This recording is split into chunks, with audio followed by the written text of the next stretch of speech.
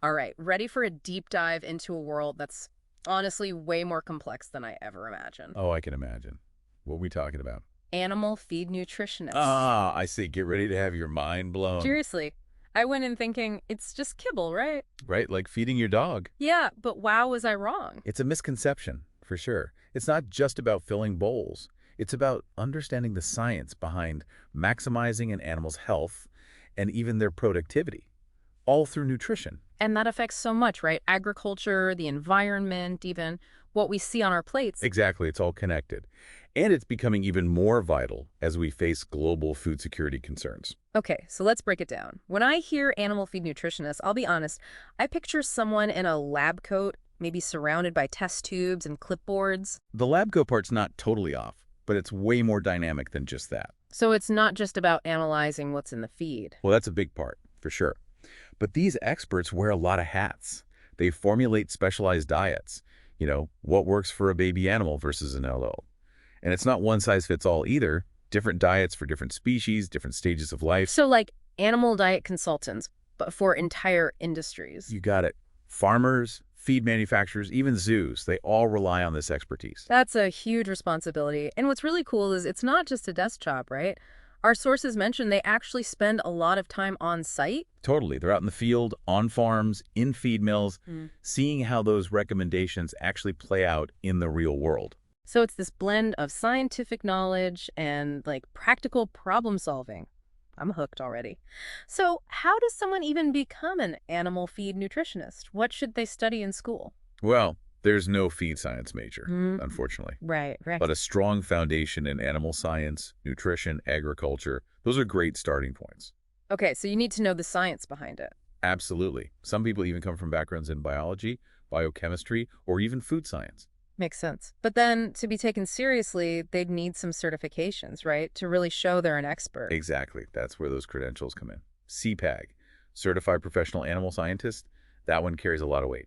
And there are others like Certified Nutritionist, CN, Hmm. Registered Animal Feed Technologist, RAFT. Wow, that's a mouthful. And then for those working directly with the industry, there's the CFIR Certified Feed Industry Representative. So it's like a stamp of approval. Hey, this person knows their stuff. Exactly. Shows a commitment to the industry standards, best practices. Gotcha. And it seems like there's a clear career path, too. You start maybe assisting senior nutritionists, then work your way up. Right. It's a progression.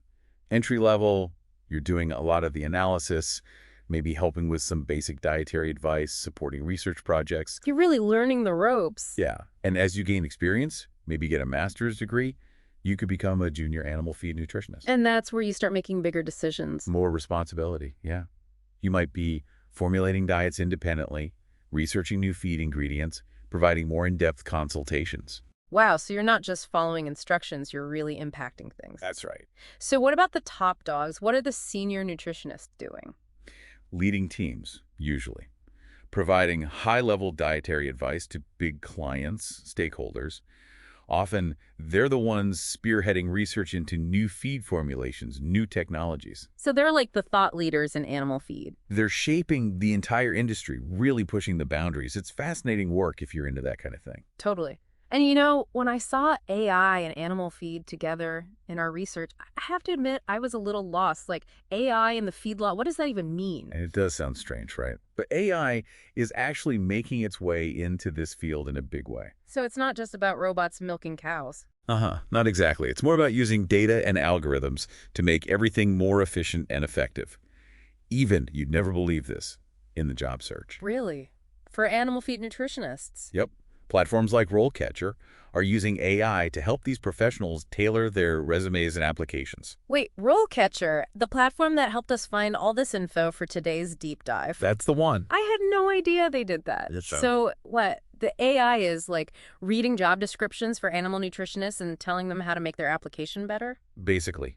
Yeah. It can pick out those keywords, skills that employers are looking for. It can even suggest improvements to, like, the wording and formatting of the application. Wow, that's wild. So it's like having a career coach, but it's a computer. Exactly. And it can give you a real edge, especially these days when everyone's trying to stand out. Makes sense. So, okay, say I'm an aspiring animal feed nutritionist. I've got my degree. I'm working on those certifications we talked about. What else can I do to really boost my career? Networking. Can't emphasize that enough. Go to conferences, join professional organizations. Even just connecting with people online can make a huge difference. Get your name out there. Exactly. Uh, Oh, and don't be afraid to share what you know. Presenting research, publishing papers, even starting a blog or a website. Those things show you're passionate and knowledgeable. so you're not just learning, you're contributing to the field. You got it. Yeah. It's a dynamic field, always changing, so you got to stay ahead of the game. Always learning. And speaking of changing, we talked a lot about the science, the career aspects, but there's this whole bigger picture, right? One of the sources mentioned a big push for sustainability in the industry. I mean, we all know about the environmental impact of food production, but what does that look like when it comes to animal feed specifically?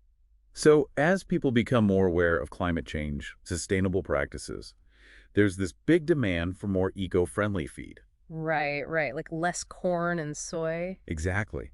Think alternative proteins like insects, algae. Much smaller environmental footprint compared to those traditional feeds. Insects. Wow. Okay. And there's a lot of research into using byproducts from other industries, like turning waste into feed. It's all about creating a more circular system. Wow. So it's not just about what the animals eat, it's about where it comes from, how it's produced. It's all connected. You got it. The choices animal feed nutritionists make, they have these ripple effects on the environment, the economy, even things like global food security. It's a big responsibility. More than just making sure animals are fed, it's about doing it in a way that's good for everyone. Now you're getting it.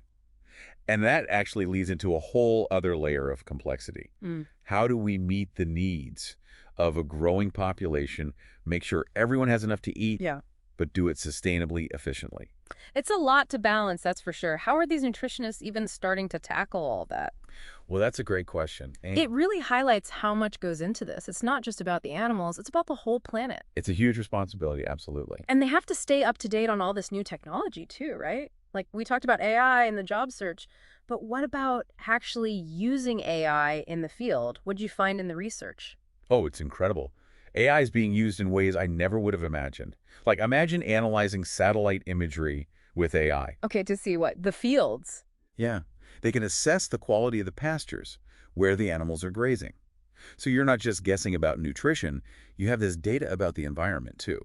So they can make the feed even more specific based on where the animals are living. Exactly. It's all about precision and tailoring those feeding plans. AI is giving them a whole new perspective. Yeah. What else can it do? Well, it can analyze massive amounts of data on animal health, performance, all that. So instead of just reacting to problems, they can start to see patterns, make proactive decisions about the animals' diets. Wow, that's pretty futuristic. It's about working smarter, not harder, using all the tools at your disposal. So AI is like the new assistant for these animal feed nutritionists. In a way, yeah, augmenting their expertise, Mm. helping them make even better decisions. So for anyone listening who's thinking, hey, this sounds like my kind of thing, what would you say is the most important thing to remember about this field? It's not just about the animals. That's the biggest thing. It's bigger than that. Yeah, it's about understanding the connections between animal health, human health, the planet's health. It's about thinking globally, finding solutions to big, complex problems. It's about making a real difference. It's about being part of something bigger. Exactly. Wow, what a deep dive. I feel like I learned so much. Animal feed nutritionists, they're the unsung heroes of a sustainable future, you know? I think you're right. So if you're passionate about science, about animals, about making a difference, maybe this is the path for you. That's it for our deep dive today. Until next time, keep exploring, keep asking questions, and most importantly, never stop learning.